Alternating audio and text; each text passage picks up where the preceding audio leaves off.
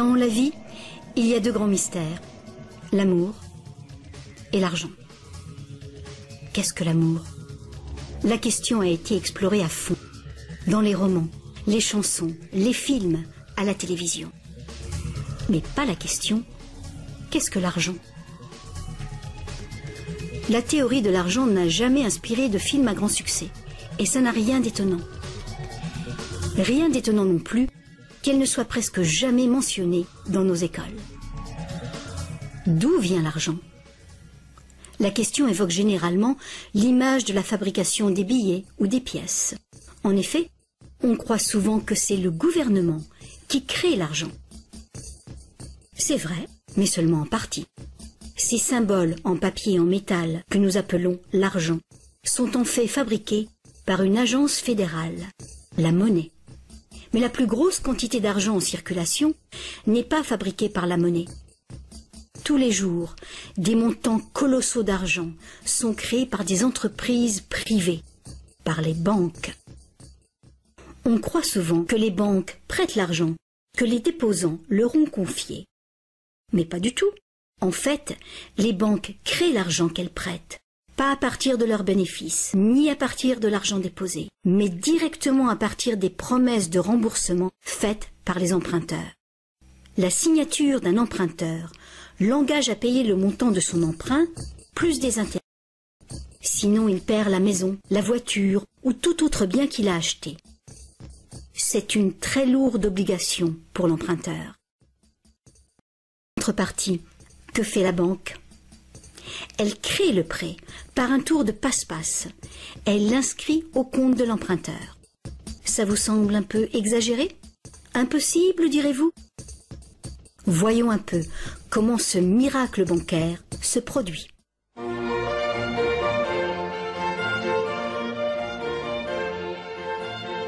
Au fil de l'histoire, l'argent a pris bien des formes.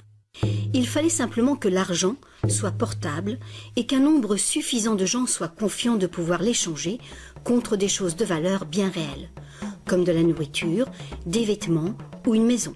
L'argent a pris la forme de fèves de cacao, de coquillages, de pierres et même de plumes. L'or et l'argent étaient des métaux attrayants, faciles à travailler. Certaines cultures sont devenues expertes dans ce travail. En frappant des pièces de monnaie, unité standard dont le poids et la pureté étaient certifiés, les orfèvres ont facilité le commerce.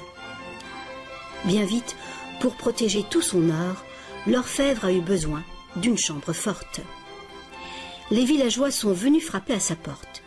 Ils voulaient louer un peu de place dans cette chambre forte pour garder leur or et leurs objets de valeur bien en sécurité. L'orfèvre a fini par louer tout son espace dans sa chambre forte. La location lui a rapporté un petit bénéfice. Les années sont passées et notre orfèvre a constaté une chose fort importante. Les déposants venaient rarement chercher leurs pièces d'or et ils ne venaient jamais tous en même temps.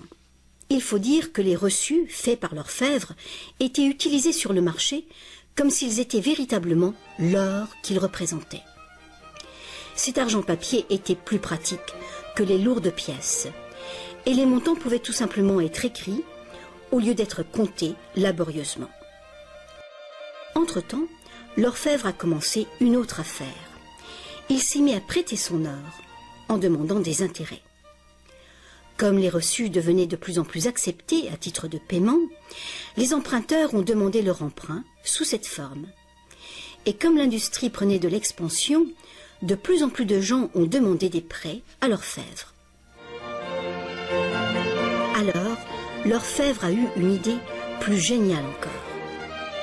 Il savait que ces déposants venaient rarement chercher leurs pièces d'or. Il a donc pensé qu'il pouvait faire des prêts couverts par l'or de ces déposants. Aussi longtemps que les emprunts seraient remboursés, les déposants n'en sauraient rien. Et l'orfèvre, maintenant plus banquier qu'artisan, ferait de gros bénéfices.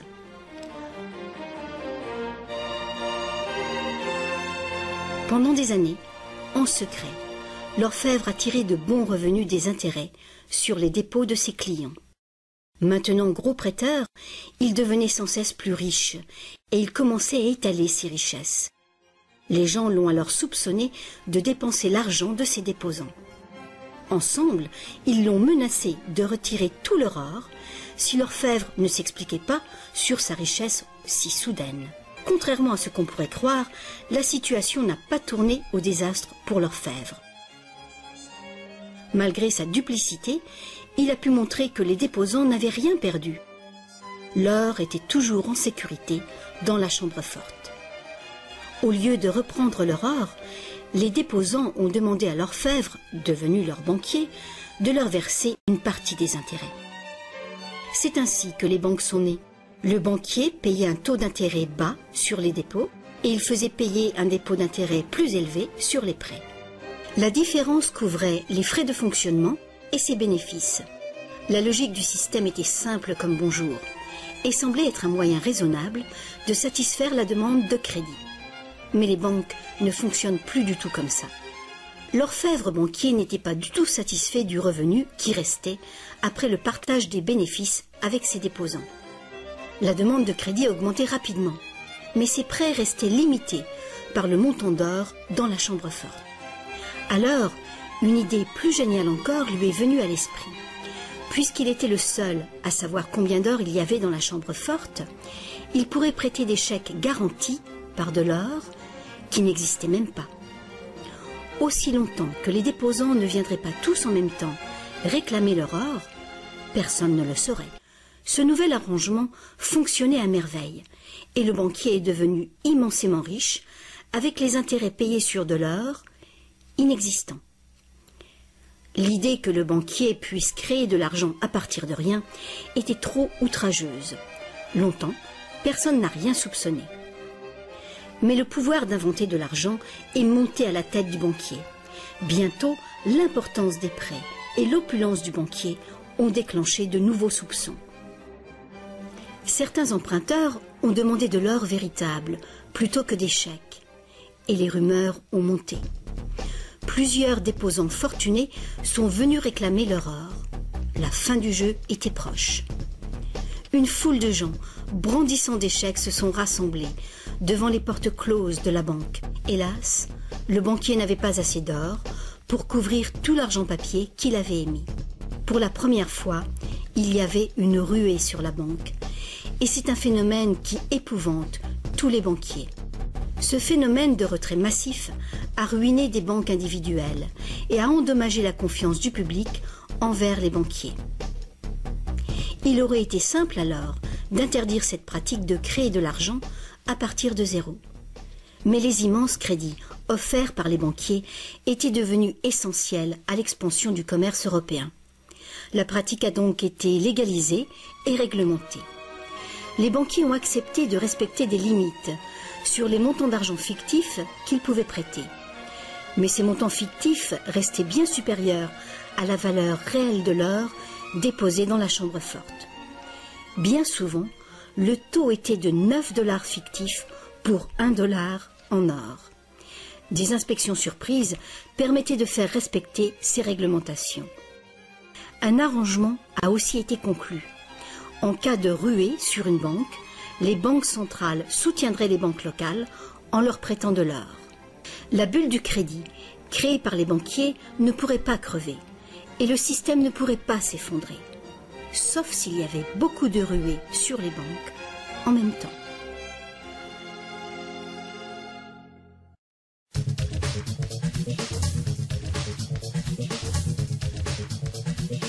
Petit à petit, le système de réserve fractionnelle, soutenu par une banque centrale, est devenu le système monétaire dominant dans le monde.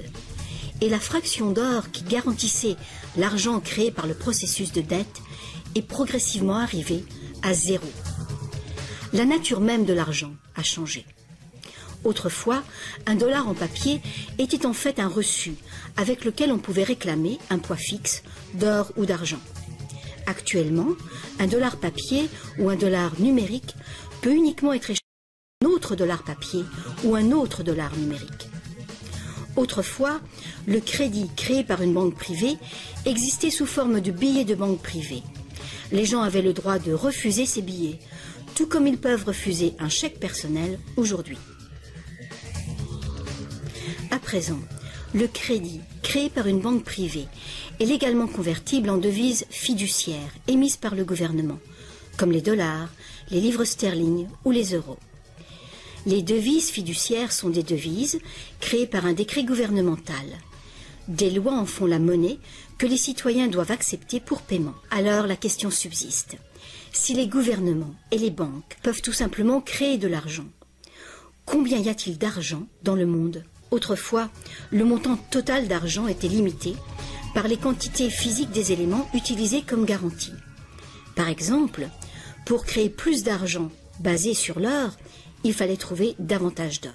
À présent, on crée vraiment l'argent à partir de dettes. Chaque fois que quelqu'un fait un emprunt à une banque, de l'argent est créé. Le montant total d'argent qu'il est possible de créer n'a qu'une seule limite réelle, le montant total de la dette. Les gouvernements placent une limite légale sur la création d'argent fictif, en imposant des règles sur les obligations de réserve fractionnelles. Mais ces obligations sont fondamentalement arbitraires. Elles varient d'un pays à un autre, d'une époque à une autre. Longtemps, il a été commun d'exiger que les banques aient au moins $1 en or en réserve pour garantir $10 d'argent-dette. Aujourd'hui, les ratios de réserve minimale ne s'appliquent plus du tout au rapport entre argent nouvellement créé et or en dépôt. Elles s'appliquent uniquement au rapport entre argent nouvellement créé et argent existant. Aujourd'hui, les réserves d'une banque sont faites de deux choses. Le montant en devises bien réelles qu'elle a déposé à la Banque centrale et le montant total de son argent-dette. Petite illustration. Imaginons qu'une nouvelle banque vient de démarrer et qu'elle n'a pas encore de déposants. Mais ses investisseurs ont déjà fait un dépôt de réserve de $1111,12 en cash. Le ratio de réserve est de 9 pour 1. Étape numéro 1. La banque accueille son premier client pour un emprunt. Notre client a besoin de $10 000 pour une voiture d'occasion. Avec un ratio de 9 pour 1, la réserve déposée autorise la banque à créer légalement, comme par magie, 9 fois ce montant, soit $10 000. Ces $10 000 n'existent nulle part physiquement. C'est de l'argent nouveau, tout simplement versé au compte de l'emprunteur en tant que crédit. C'est de l'argent dette. L'emprunteur peut faire un chèque pour payer sa voiture. La vendeuse de la voiture dépose les $10 000 d'argent nouveau à sa banque. Contrairement à l'argent déposé à la Banque centrale, cet argent nouveau ne peut pas être multiplié par le ratio de réserve. Il doit être divisé par ce ratio.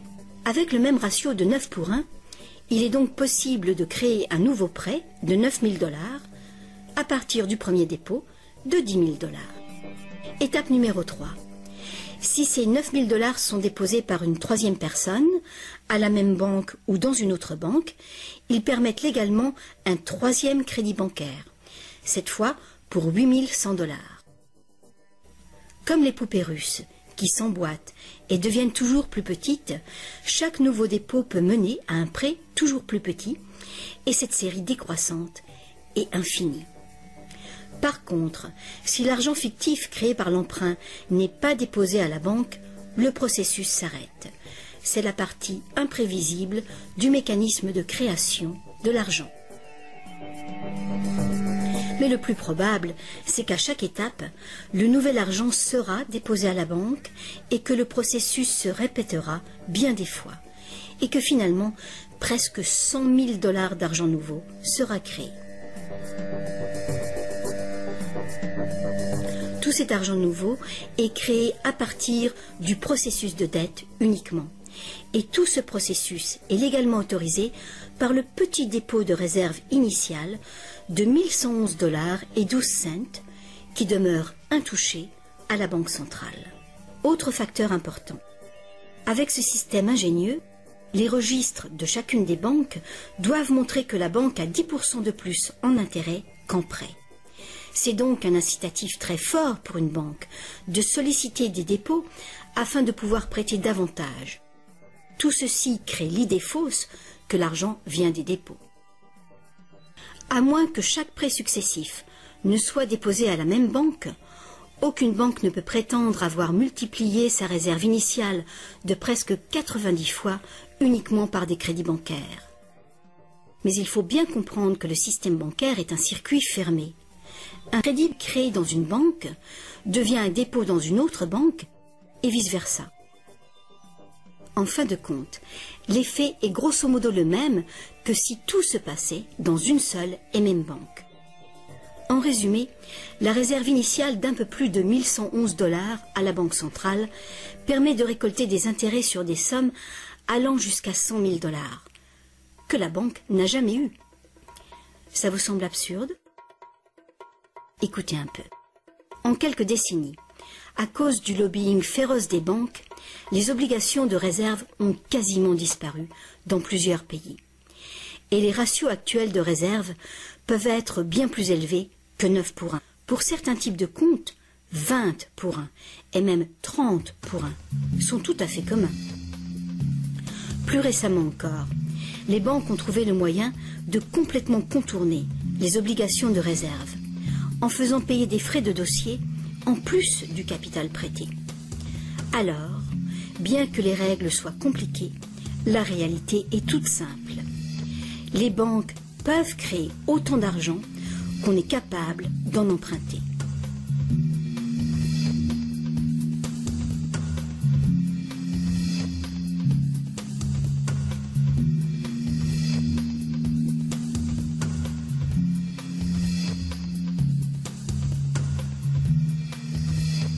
En dépit des images qu'on nous montre, l'argent créé par le gouvernement représente en général moins de 5% de l'argent en circulation.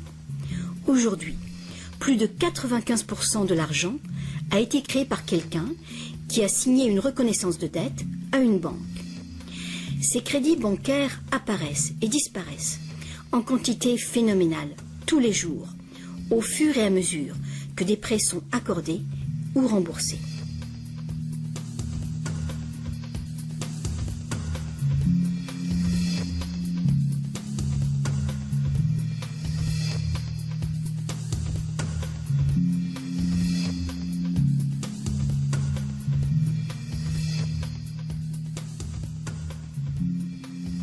Les banques ne peuvent utiliser ce genre de système qu'avec la coopération des gouvernements. Premièrement, les gouvernements passent des lois qui imposent l'utilisation de la devise nationale. Deuxièmement, les gouvernements permettent que les crédits créés par les banques privées soient payables dans leur devise nationale.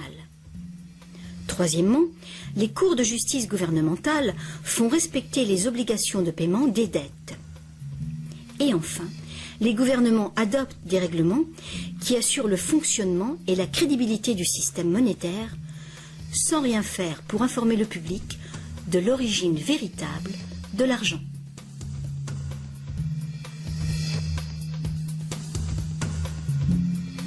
La simple vérité, c'est que quand on signe les papiers d'un emprunt ou d'une hypothèque, la seule chose réelle est notre reconnaissance de dette. Cette reconnaissance de dette est garantie par nos actifs qui seront confisqués si on ne peut pas payer les remboursements. Pour toute personne qui croit que nous allons honorer notre promesse, cet accord de prêt ou d'hypothèque est maintenant un papier échangeable et vendable. Ce papier représente une forme d'argent. L'emprunteur obtient de l'argent grâce à son soi-disant prêt bancaire. Dans le monde réel, un prêt implique que le prêteur a quelque chose à prêter. Si vous avez besoin d'un marteau, ma promesse de vous prêter un marteau que je n'ai pas ne vous servira strictement à rien.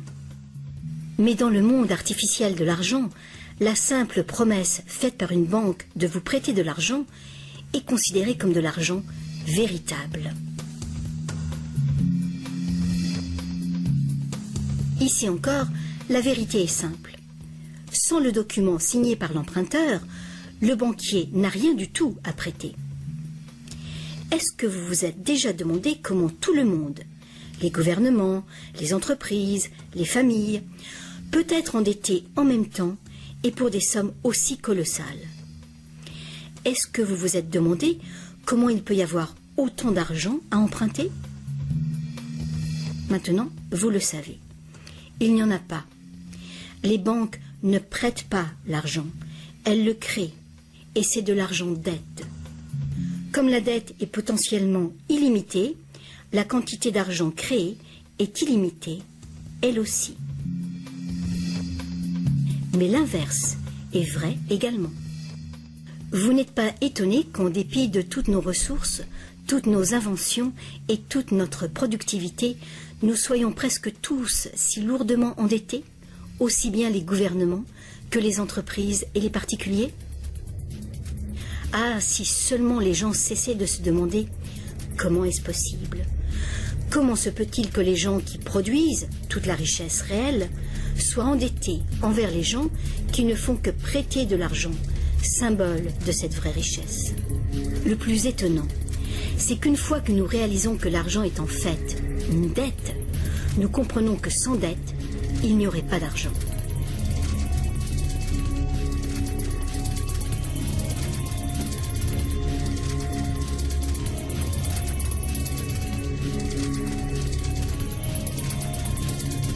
Si toute cette explication est nouvelle pour vous, rassurez-vous, vous n'êtes pas seul. Beaucoup de gens s'imaginent que si toutes les dettes étaient payées, la situation économique irait beaucoup mieux. C'est sûrement vrai au niveau individuel. Quand on a remboursé ses prêts, on a davantage d'argent à dépenser. Mais il est faux de croire que s'il n'y avait plus de dettes, il y aurait davantage d'argent à dépenser. En fait, c'est tout le contraire. Sans dette, il n'y aurait pas d'argent du tout. Alors, vous voyez, nous dépendons complètement du renouvellement continu du crédit bancaire. Pas de prêt, pas d'argent. C'est exactement ce qui s'est passé durant la Grande Dépression. La quantité d'argent a fondu radicalement quand la quantité des prêts a chuté.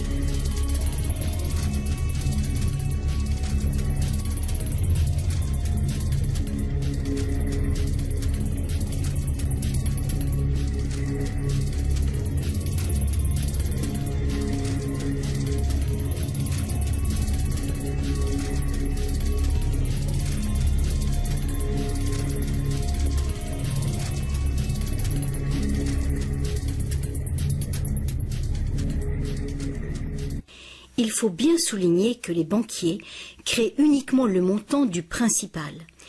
Ils ne créent pas l'argent qui sert à payer les intérêts. Alors, d'où vient cet argent? Le seul endroit où les emprunteurs peuvent obtenir de l'argent pour payer les intérêts est l'ensemble des fonds de l'économie générale. Mais presque tous ces fonds ont été créés de la même façon, à partir de bancaires. Donc partout, il y a des emprunteurs qui se trouvent dans la même situation.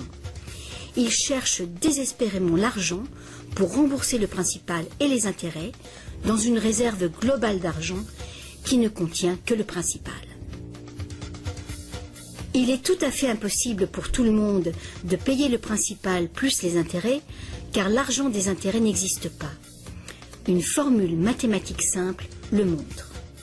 Le grand problème, c'est que pour les emprunts à court terme, comme les hypothèques et les emprunts gouvernementaux, où les intérêts dépassent de loin le principal, les risques de saisie et donc les dangers pour l'économie sont très grands, à moins de créer beaucoup d'argent pour payer les intérêts.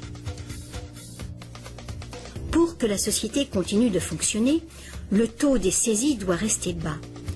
De plus en plus de nouvelles dettes doivent être créées pour trouver l'argent qui servira à payer les dettes précédentes. Alors bien sûr, la dette totale augmente, et les intérêts aussi, ce qui cause une escalade exponentielle de l'endettement.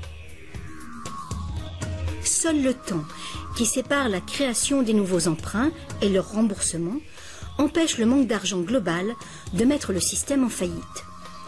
Mais pendant que le monstre du crédit bancaire grossit, le besoin de créer toujours plus d'argent pour le nourrir devient toujours plus urgent.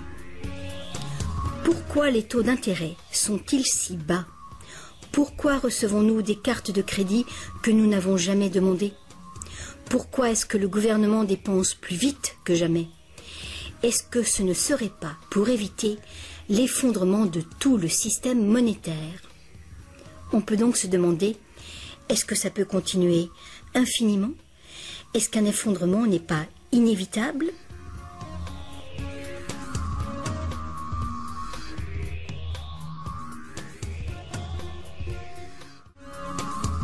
L'argent facilite la production et le commerce. Quand la quantité d'argent augmente, l'argent perd progressivement de sa valeur. C'est l'inflation. À moins que le volume de production et de commerce dans le monde réel augmente proportionnellement pour compenser cette augmentation.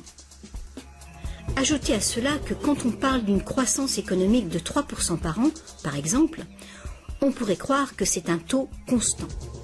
Eh bien, pas du tout.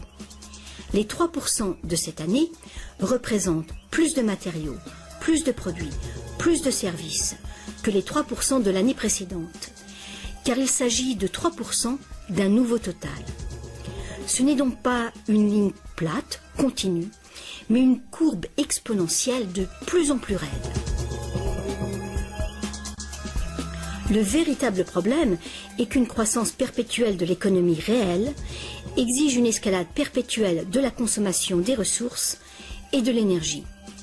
De plus en plus de choses doivent passer de l'état de ressources naturelles à celui d'ordures, année après année, juste pour éviter l'effondrement du système.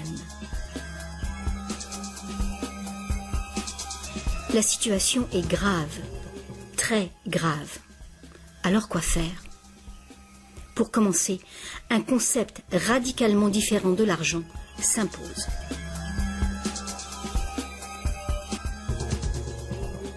Le temps est venu pour les gens de se poser 4 questions simples et de les poser à leur gouvernement. Partout dans le monde, les gouvernements empruntent de l'argent avec intérêt aux banques privées.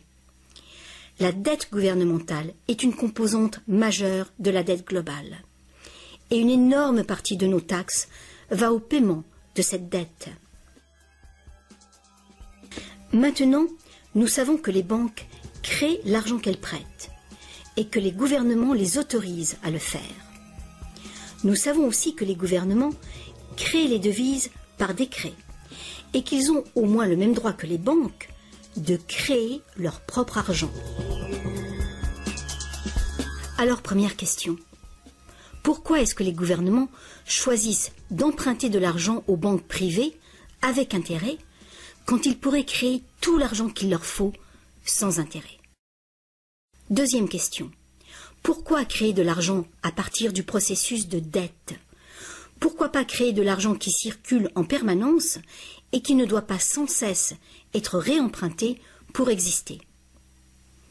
Troisième question. Comment un système monétaire fondé sur l'accélération perpétuelle de la croissance peut-il servir à construire une économie durable?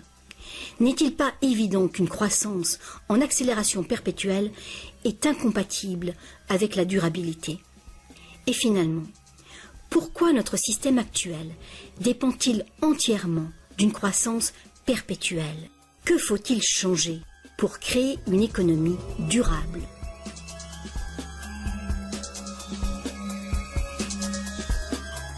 À une certaine époque, faire payer un intérêt quelconque sur un emprunt était qualifié d'usure et était passible de sanctions très sévères, allant jusqu'à la peine de mort. Chaque grande religion interdisait l'usure. La plupart des arguments avancés contre l'usure étaient d'ordre moral.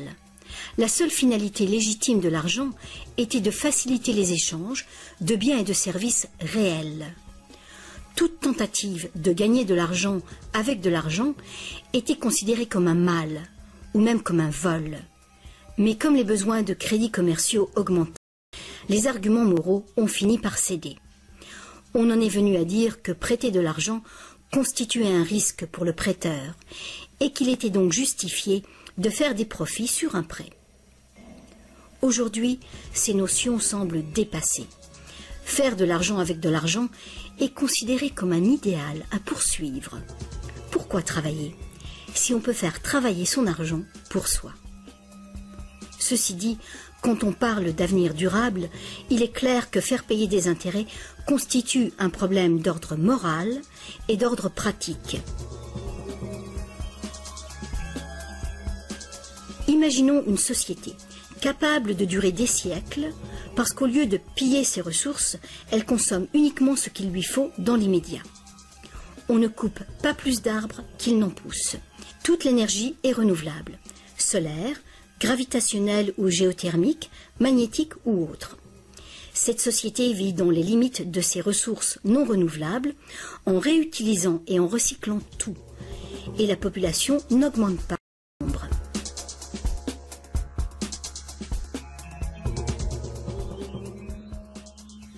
Cette société ne pourrait jamais fonctionner avec un système monétaire qui dépend complètement d'une croissance en accélération perpétuelle. Une économie stable aurait besoin d'une quantité d'argent qui puisse rester stable. Imaginons que cette quantité totale d'argent stable est représentée par ce grand cercle. Imaginons aussi que les prêteurs doivent vraiment avoir de l'argent à prêter. Si des prêteurs, à l'intérieur de ce cercle, commencent à prêter de l'argent avec intérêt, leur part d'argent va s'agrandir. S'ils continuent de prêter, toujours avec intérêt, l'argent remboursé, quel sera le résultat? Que l'argent vienne de l'or, d'un décret gouvernemental ou d'une dette, les prêteurs vont s'accaparer la totalité de l'argent. Et après toutes les saisies, toutes les faillites, ils seront propriétaires de tous les biens immobiliers. Pour régler ce problème, il faudrait que les gains résultant des prêts avec intérêt soient distribués également parmi la population. Une taxation lourde des bénéfices bancaires pourrait être une solution.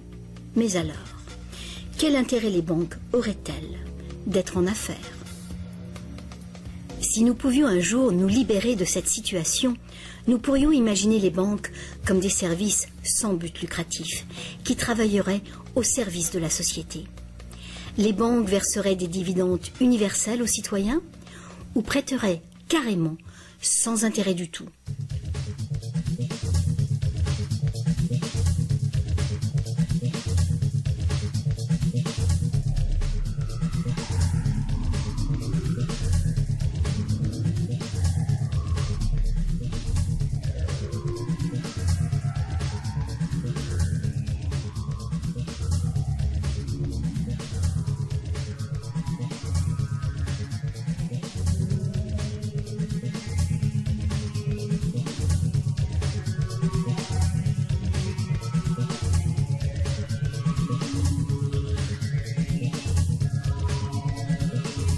Si tous ces problèmes viennent de la nature fondamentale du système, inutile d'essayer de bricoler le système. Il faut le remplacer. Beaucoup de critiques réclament un retour à l'étalon or, disant qu'il a fait ses preuves de fiabilité. Ils ignorent les arnaques qui peuvent être commises avec l'or. Limer les pièces, altérer le métal, le déprécier, accaparer le marché. Bref, toutes les pratiques déjà utilisées du temps de l'ancienne Rome qui ont contribué à sa chute. Certains préconisent un étalon argent, car ce métal est plus abondant que l'or, ce qui rend plus difficile le monopole du marché. Mais beaucoup de gens questionnent la pertinence de revenir aux métaux précieux. L'idée de porter de gros sacs pleins de pièces n'enchante personne. L'argent papier, l'argent numérique, le plastique, ou plus probablement l'argent biométrique, seront les moyens d'échange. Et ils présentent ce potentiel de créer de l'argent dette en quantité illimitée. En définitive, si l'or était à nouveau le seul étalon, tous les gens qui n'ont pas d'or se retrouveraient tout à coup sans argent. D'autres partisans des réformes monétaires ont conclu que l'avarice et la malhonnêteté sont les principaux problèmes, et qu'il y a sans doute de meilleurs moyens de créer un système monétaire équitable et honnête sans passer par l'argent ou l'or. Des esprits ont proposé une variété de... Beaucoup de systèmes de troc privés créent de l'argent dette, mais ils le font ouvertement, sans intérêt. Un exemple est le système de troc où la dette est exprimée en promesse d'heures de travail. Tout travail est évalué de manière égale, en dollars, qui ont une équivalence en biens réels. Les frais du système sont couverts par des honoraires et non pas par des intérêts. Ce genre de système monétaire peut être mis en place par toute personne capable de concevoir un moyen de comptabiliser et de trouver des participants dignes de confiance. Mettre en place un système de troc local est une bonne mesure de planification d'urgence pour une communauté, même si ce système n'est guère utilisé actuellement. La réforme monétaire, comme la réforme électorale, est un vaste sujet qui exige une volonté de penser autrement et de changer. La réforme monétaire, comme la réforme électorale, ne sera pas facile, car les intérêts puissants qui bénéficient du système feront l'impossible pour conserver l'avantage. Sachant que l'argent n'est qu'une idée, et qu'en réalité, l'argent est uniquement ce qu'on fait de lui, voici une option simple à considérer. Le modèle suivant est basé sur des systèmes qui ont fait leurs preuves en Angleterre et en Amérique, mais qui ont été déstabilisés et détruits par les banquiers et leurs réserves fractionnelles. Pour créer une économie basée sur de l'argent permanent et libre d'intérêt, il suffirait que le gouvernement crée de l'argent et le dépense dans l'économie, de préférence dans des infrastructures durables comme les routes, les chemins de fer, les ponts, les ports et les marchés publics. Cet argent ne serait pas de l'argent dette, ce serait de l'argent valeur, qui aurait la valeur des infrastructures financées. Si ce nouvel argent facilitait une croissance proportionnelle du commerce, il ne causerait pas d'inflation du tout. Mais si les dépenses gouvernementales causaient l'inflation, deux interventions seraient possibles. L'inflation équivaut en fait à une taxe forfaitaire sur l'argent. Que l'argent perde 20% de sa valeur ou que le gouvernement nous taxe de 20%, l'effet sur notre pouvoir d'achat est exactement le même. Vu de cette manière, l'inflation pourrait remplacer la taxation, à condition de rester limitée et d'être utilisée à bon escient. Le gouvernement pourrait aussi choisir de lutter contre l'inflation en percevant des taxes qu'il retirerait ensuite de la circulation, réduisant ainsi la quantité d'argent pour restaurer sa valeur. Pour contrôler la déflation, c'est-à-dire la chute des salaires et des prix, il suffirait que le gouvernement dépense plus et mette plus d'argent en circulation. Sans la concurrence des dettes privées, les gouvernements auraient le contrôle des réserves d'argent de la nation. Le public serait donc qui blâmer si les choses allaient mal. Les gouvernements prendraient le pouvoir ou perdraient le pouvoir en fonction de leur capacité à maintenir la valeur de l'argent.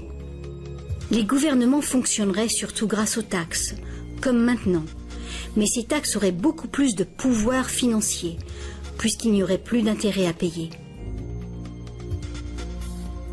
Il n'y aurait plus de dette nationale si le gouvernement crée uniquement l'argent dont il a besoin. Notre servitude collective et perpétuelle envers les banques, à cause de la dette gouvernementale, prendrait fin.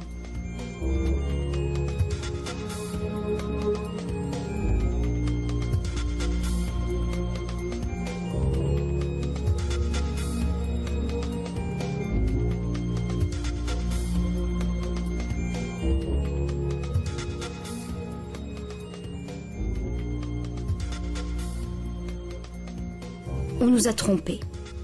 Ce qu'on appelle démocratie et liberté sont devenus en réalité une forme ingénieuse et invisible de dictature économique. Aussi longtemps que notre société dépendra du crédit bancaire pour son apport d'argent, les banquiers continueront de décider qui reçoit de l'argent ou pas.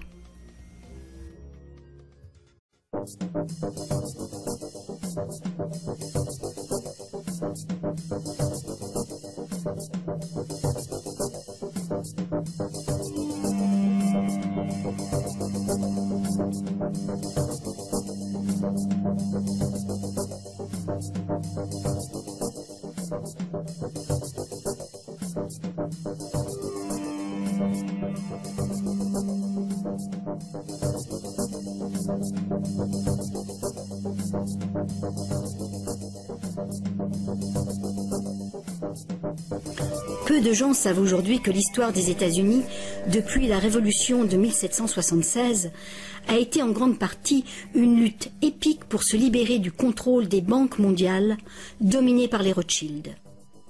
Cette lutte a finalement été perdue en 1913, quand le président Woodrow Wilson a signé la loi de la réserve fédérale, donnant le pouvoir de créer l'argent américain à un cartel de banques internationales.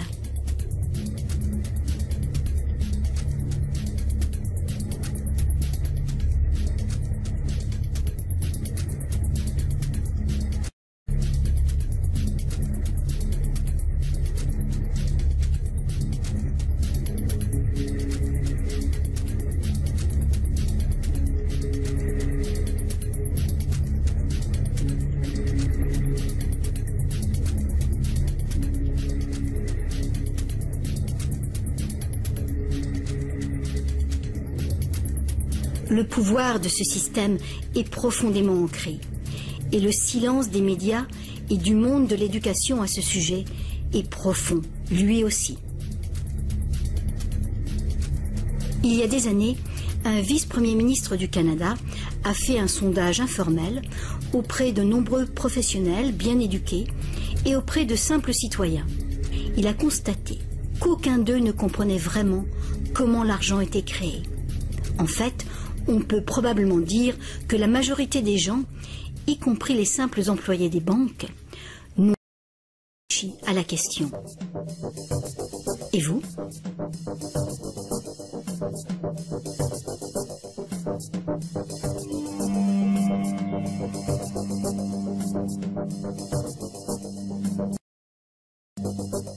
Le système moderne de l'argent-dette est né il y a un peu plus de 300 ans, quand la première banque d'Angleterre a été créée par une charte royale, lui autorisant des prêts fractionnels de dépôt d'or au ratio de 2 pour 1. Ce modeste ratio était le premier pas.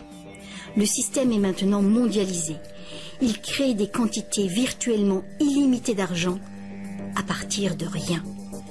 Et presque tout le monde sur la planète est enchaîné à une dette sans cesse grandissante, qui ne pourra jamais être repayée. Est-ce que tout cela serait arrivé purement par accident? Ou est-ce qu'il y a conspiration? De toute évidence, l'enjeu est considérable.